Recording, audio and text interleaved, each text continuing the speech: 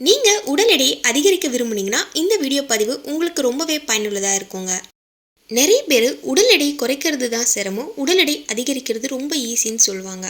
ஆனா ஒரு சில பேருக்கு ரொம்ப ஈஸியா இருக்கும், ஒரு சில பேருக்கு என்னதான் சாப்பிட்டாலும் வெயிட் ஏறவே ஏறாது.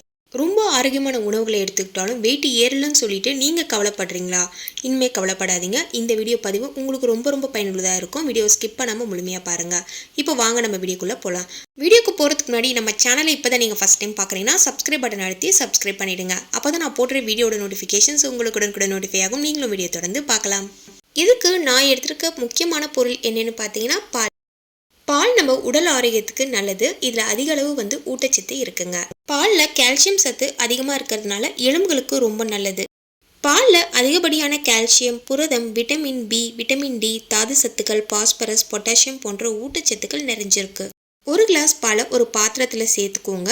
இது கூட பார்த்தீங்கன்னா பேரிச்சம்பழம் ஒரு 2-3 பேரிச்சம்பழத்துல மிக்சியில சேர்த்து நல்லா அரைச்சி எடுத்துக்கோங்க. பேரிச்சம்பழத்தில் அதிகளவு இரும்பு சத்து இருக்கிறதுனால இது நம்ம உடல் எடையை வேகமாக அதிகரிக்கும், உடல் சோர்வு பிரச்சனையை தீர்க்கும், மன அழுத்தத்தை குறைக்கும். பேரிச்சம்பழம் மிக்சியில் சேர்த்துட்டு கொஞ்சமாக தண்ணி ஊற்றி நல்லா கிரைண்ட் பண்ணி எடுத்துக்கோங்க.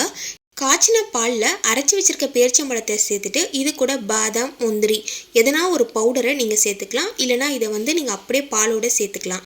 இல்லைனா மிக்சியில் போட்டு நல்லா கிரைண்ட் பண்ணி கூட நீங்கள் பவுடரை அரைச்சி சேர்த்துக்கலாம். இல்லைனா கொஞ்சம் கொஞ்சமாக சின்னதாக கட் பண்ணி கூட நீங்கள் சேர்த்துக்கலாம். இதை நல்லா கொதிக்க வச்சுட்டு இது கூட நாட்டு சர்க்கரை சேர்த்து இதை நீங்கள் தினமுமே சாப்பிட்டுட்டு வாங்க. ஒரு நாளைக்கு நீங்கள் 2 வேளை எடுத்துக்கலாம். அதாவது மார்னிங் டைமில் நீங்கள் ப்ரோட்டீன் ஷேக் பதிலாக பிரேக்ஃபாஸ்ட்டுக்கு பதிலாக இதை நீங்கள் எடுத்துக்கலாம்.